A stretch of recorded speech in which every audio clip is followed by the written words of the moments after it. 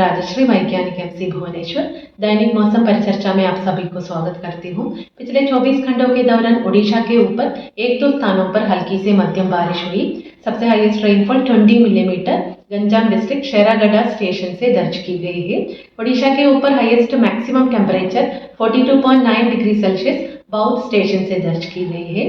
मौसम पूर्वानुमान अगले 24 घंटों के दौरान डिस्ट्रिक्ट जैसे कोस्टल ओडिशा के डिस्ट्रिक्ट के साथ मयूरभंज, कियोंझर, सुंदरगढ़, अंगुल, ढेंकनाल, बौद्ध, रायगढ़, कोरापुट, मलकानगिरी, कंधमाल, कालाहंडी और नवरंगपुर डिस्ट्रिक्ट्स के एक दो स्थानों पर हल्की से मध्यम बारिश होने की संभावना है।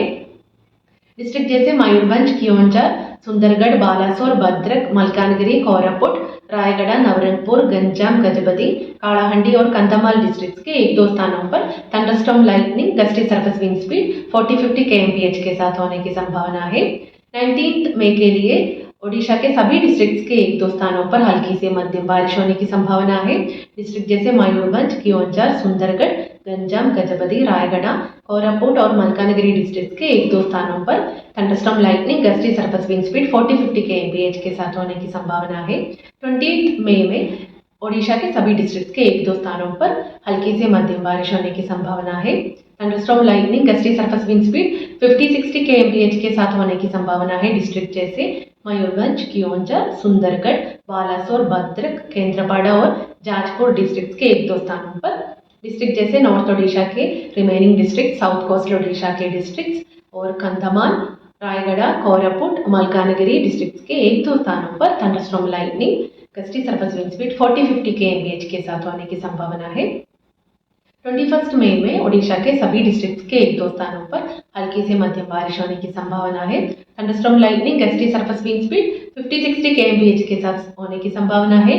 डिस्ट्रिक्ट जैसे मयूरभंज, कियोंझर, बालासोर और भद्रक डिस्ट्रिक्ट के एक दो स्थानों पर gusty surface wind speed 40-50 kmph के साथ थंडरस्टॉर्म लाइटनिंग होने की संभावना है।